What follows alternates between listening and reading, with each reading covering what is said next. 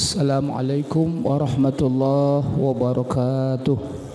Jamaah yang kami hormati, pasca Ramadan ini kita mesti ada peningkatan, bahwa ber'id itu bukan berarti berpakaian baru, beraneka macam makanan, tapi ber'id pasca Ramadan. Ramadan telah selesai, berarti ada peningkatan ketaatan, ketakwaan kita kepada Allah Subhanahu wa ta'ala.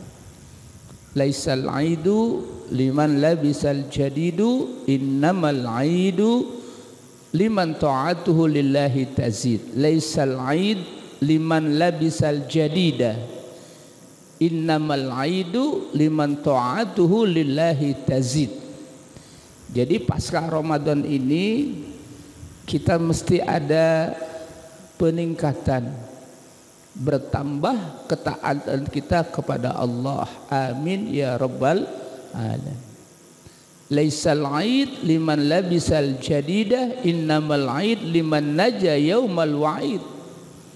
Jadi pasca Ramadan ini semoga Allah berikan rahmahnya, Allah berikan maghfirahnya, sehingga Allah bebaskan kita dari azab api neraka, Allah masukkan kita ke dalam surga.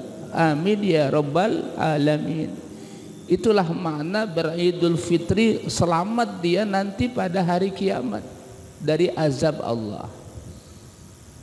Laisal 'aid liman tajammala bil libasi wal markub, innamal 'aid liman ghufirat lahul dzunub. Semoga setelah Ramadan selesai Allah ampuni dosa kita. Amin ya rabbal alamin. Sungguh merugi, kata Nabi, Ramadan telah meninggalkan kita, tapi dia tidak mendapatkan ampunan Allah.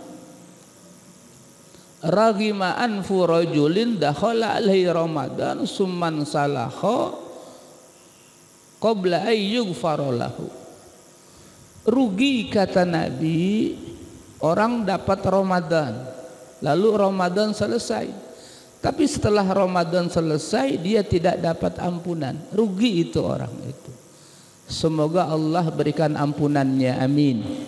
Amin ya rabbal alamin. Dan terus kita menjaga kesucian, kita menjaga fitrah.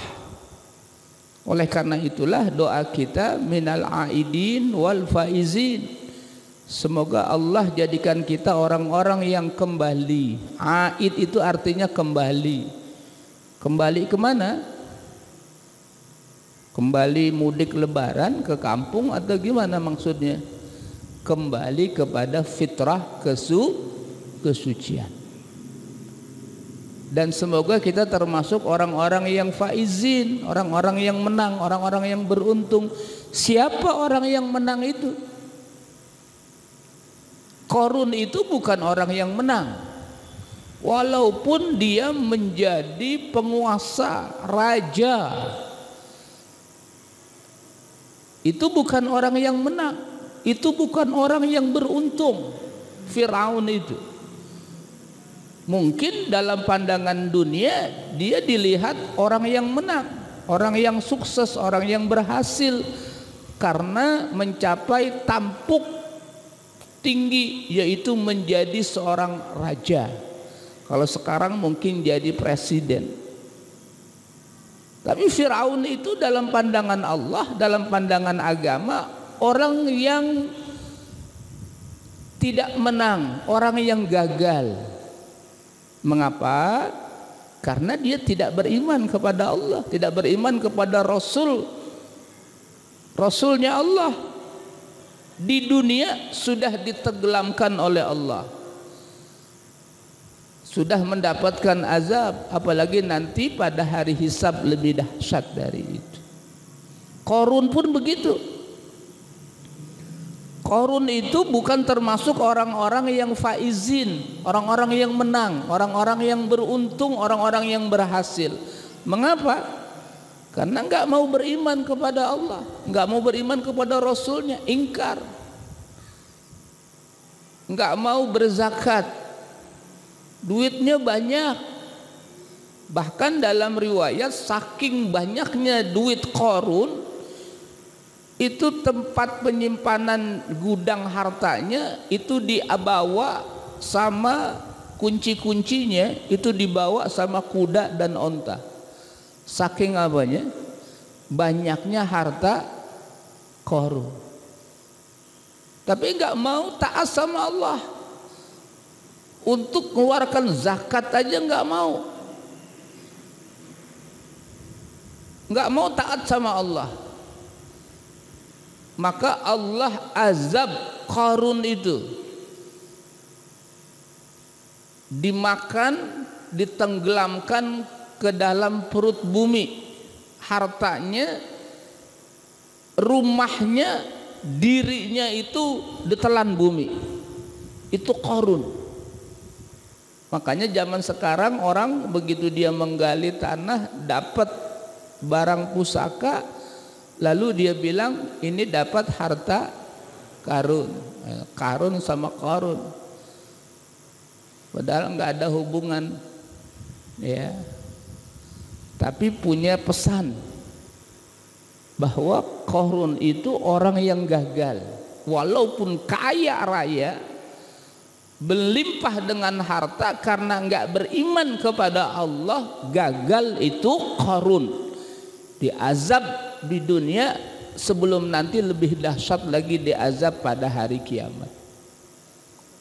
Jadi kalau begitu, siapa orang yang menang? Siapa orang yang berhasil? Siapa orang yang sukses? Allah yang memberikan jawaban. Siapa orang-orang yang faizin itu? Wa man zuhziha 'anil nari wa udkhilal jannata faqad faz.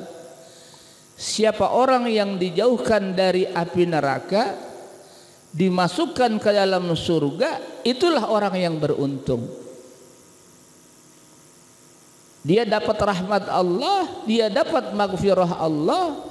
Di hari hisab, di hari kiamat, Allah pelihara dia dari azab api neraka.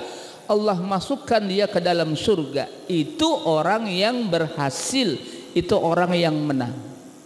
Bilal bin Rabah itu miskin, budak hamba sahaya, beriman kepada Allah, tidak bergoyah sedikit pun imannya, walaupun ditindih dengan batu besar. Di terik matahari di gurun Sahara, badannya ditindih oleh batu besar agar iman di hatinya hilang. Tapi Bilal tidak mau. Apalah arti dunia, apalah arti harta, tapi dia tinggalkan iman. Dia lebih mempertahankan iman walaupun disiksa oleh majikannya Muawiyah. Lewat Nabi ketika Bilal disiksa, apa kata Nabi kita Muhammad sallallahu alaihi wasallam? Allahumma yunjika ahad, yunjika ahad. Engkau akan diselamatkan oleh Allah yang Maha Esa, Ahad. Maka khalifah, orang kaya raya, Nabi masih ada, belum menjadi khalifah, Utsman bin Affan, dengan kekayaannya dia beli itu Bilal bin Rabah dengan harga mahal, karena budak zaman itu diperjualbelikan. Dia belum bebas kalau belum dibeli. Utsman bin Affan membeli, membebaskan Bilal bin Rabah. Bebaslah Bilal bin Rabah. Terompahnya, alas kakinya itu sudah terdengar di dalam surga. Masya Allah. Sebelum Allah masukkan ke dalam surga, Bilal meskipun budak hamba sahaya, orang biasa, enggak kaya raya, Allah muliakan dia. Terompahnya sudah terdengar di dalam surga. itulah orang yang faizin, itulah orang yang menang. Jadi ukuran kemenangan, keberhasilan, kesuksesan itu bukan diukur oleh pangkat tinggi jabatan, bukan diukur oleh harta yang melimpah ruah, bukan. Qarun dengan hartanya nggak bisa membawa kepada kemuliaan dunia akhirat, diazab oleh Allah. Fir'aun dengan puncak kepemimpinan sebagai raja nggak bisa menyelamatkan dia dari azab. Justru dengan kekayaannya dan pangkat tingginya itu dia menjadi arogan, takabur, sombong, nggak mau menyembah Allah Subhanahu wa ta'ala.